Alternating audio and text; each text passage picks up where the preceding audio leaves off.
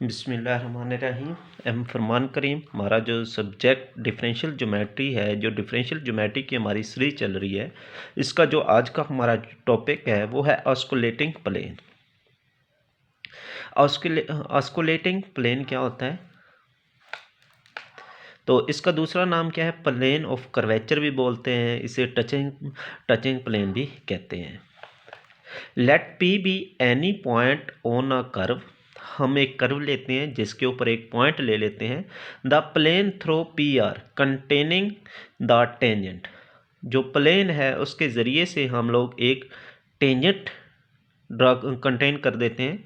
The tangent of two consecutive point. जो tangent होता है वो दो कंसेक्टिव पॉइंट पर जुड़ा होता है। कंसेक्टिव यानी कि लगातार continuous P and Q point हैं very near to each other, जो एक दूसरे के बिल्कुल करीब हैं। Is called the osculating plane to the curve at P. तो इसको क्या बोलते हैं? ऑस्कुलेटिंग प्लेन बोलते हैं। ये डायग्राम है ऑस्कुलेटिंग प्लेन की। ये हमारे पास एक प्लेन है, ये पी आर कंटेन कर रहा है एक प्लेन, तो ये उससे टेंजेंट गुजर रहा है। ये दोनों पॉइंट क्या है? एक दूसरे के बहुत करीब हैं। ये जो डायग्राम है ये हमारे पास ऑस्कुलेटिंग प्लेन की है। अब इसकी हमारे पास एक और डेफिनेशन है। वो डेफिनेशन ये है द सॉरी अब देखिए, इसको डिस्कस करें। Let P be any point on a curve.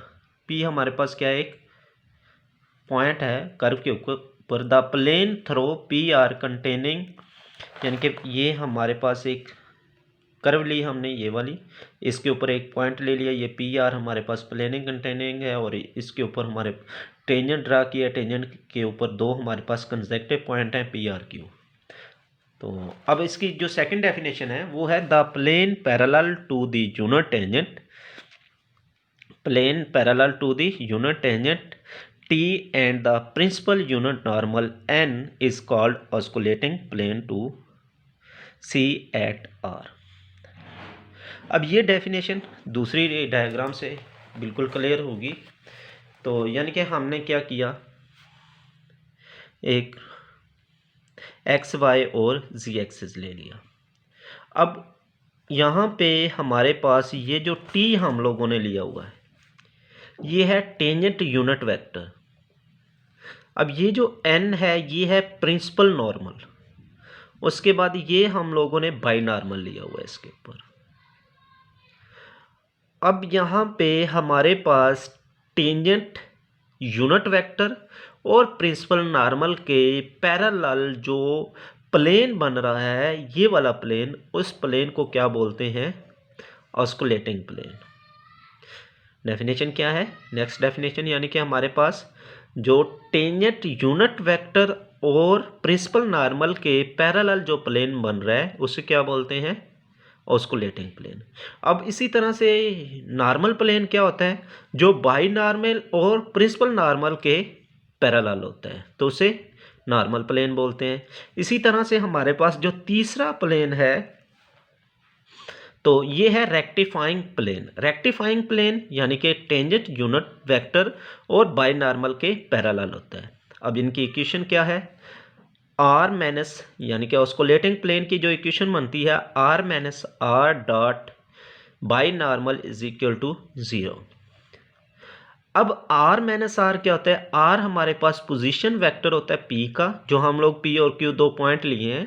Are हमारे पास क्या होता है? पोजीशन वेक्टर होता है पी का, और जो स्मॉल आर होता है वो होता है पोजीशन वेक्टर ऑफ क्यू। तो अब ये पी क्यू डॉट, यानी कि जो पी, अगर यहाँ पे पी है यहाँ पे क्यू है, ये वाला डिस्टेंस डॉट ये बाई नॉर्मल किसके इक्वल आता है? 0 के इक्वल आता है। ये हमारे पास इसकी इक्वेशन है। यानी कि ऑस्कुलेटिंग के लिए ये बाई नॉर्मल उसके ऊपर परपेंडिकुलर है, और अगर हम लोग रेक्टिफाइंग प्लेन की बात करते हैं तो ये दोनों तो पैरेलल हैं, लेकिन ये वाला जो हमारे पास आया हुआ है प्रिंसिपल नॉर्मल, वो क्या है? इसके परपेंडिकुलर आया हुआ है। इसी तरह से अगर हम लोग रेक्टिफाइंग की बात करते हैं, ये वाला जो प्लेन है हमारे पास, तो अब ये दोनों तो इसके हमारे पास, यानी कि प्रिंसिपल नॉर्मल और बाई नॉर्मल क्या है? इसके पैरेलल है। लेकिन ये जो हमारा आया हुआ है ये इसके क्या आया हुआ है? परपेंडिकुलर आया हुआ है, यानी कि जो टेंजेंट यूनिट वेक्टर है। ये इन तीनों की इक्वेशंस हैं जो हम लोगों ने, यानी कि अभी नॉर्मल प्लेन की ये डेफिनेशन हम लोग यहाँ से भी पढ़ सकते हैं, डिस्कस कर सकते हैं। यानी कि क्या है, हमारे पास प्रिंसिपल नॉर्मल और बाई नॉर्मल के जो पैरेलल होता है तो उसे क्या बोलते हैं हम लोग, नॉर्मल प्लेन। इसी तरह से रेक्टिफाइंग प्लेन क्या होगा, जो हमारे पास टेंजेंट यूनिट वेक्टर और बाई नॉर्मल के क्या होगा, पैरेलल होगा, लेकिन परपेंडिकुलर क्या होगा इस पे, प्रिंसिपल नॉर्मल होगा, तो उसे क्या बोलेंगे, रेक्टिफाइंग प्लेन। इसी तरह से उसके लेटिंग प्लेन की डिफाइन भी कर सकते हैं एंड सो ऑन।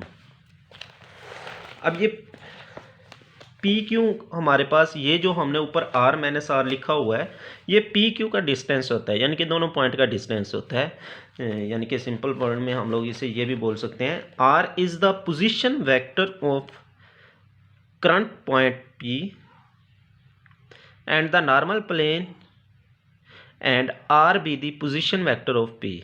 यानी कि हमारे पास जो आर है वो इसका पोजीशन वेक्टर है क्यू का, एंड जो हमारे पास स्मॉलर आर है वो क्या है, पी का है।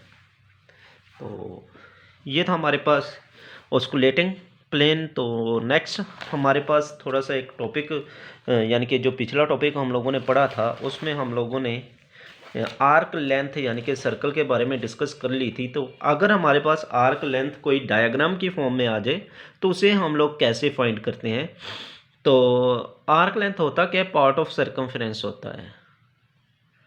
यानी कि ये पिछले लेक्चर का ही हमारा थोड़ा सा हिस्सा रह गया था, यानी कि लेक्चर शॉर्ट हो गया था, लार्ज हो रहा था, तो इसलिए length of arc half 2πr। यानी कि अगर हमारे पास ये ऊपर वाला जो सर्कल का हाफ ले लें तो ये होता है हमारे पास 2πr। तो लेंथ ऑफ आर्क, इस लेंथ की, ये जो ऊपर मैंने ये ब्लू से डार्क की हुई है या रेड वाली नीचे वाली, तो ये क्या होगा, इसका लेंथ ऑफ आर्क क्या होगी, हाफ 2πr। 2πr हमारे पास टोटल सर्कमफेरेंस होता है, अगर ये हाफ होगी तो हम लोग हाफ कर देंगे। तो 180 ओवर 360, यानी कि यहाँ पे एंगल कितना बन रहा है, 180 ओवर 360 2πr, तो इसलिए हाफ 2πr कहते हैं। इसी तरह से अगर हमारे पास ये वाली सर्कमफेरेंस होगी, ये जो है हमारे पास, यानी कि 1/4, हम लोग क्या कर देंगे, टोटल का 1/4 कर देंगे, यानी कि एंगल कितना बन रहा है, 90 ओवर 360 एंड 2πr।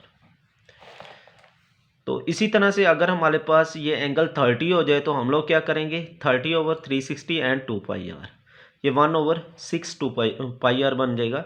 ये हमारे पास फार्मूला है आर्क लेंथ फाइंड करने का। एक और फार्मूला हमारे पास ये वाला भी है, यानी कि अगर हमें ये थीटा गिवन हो और रेडियस गिवन दिया जाए तो फिर भी हम लोग आर्क लेंथ फाइंड कर सकते हैं, यानी कि थीटा ओवर 360 एंड 2π हमें पता होता है और आर की वैल्यू हम लोग पुट करके इस तरह से भी हम लोग इसका यानी कि इस आर्क लेंथ फाइंड कर सकते हैं।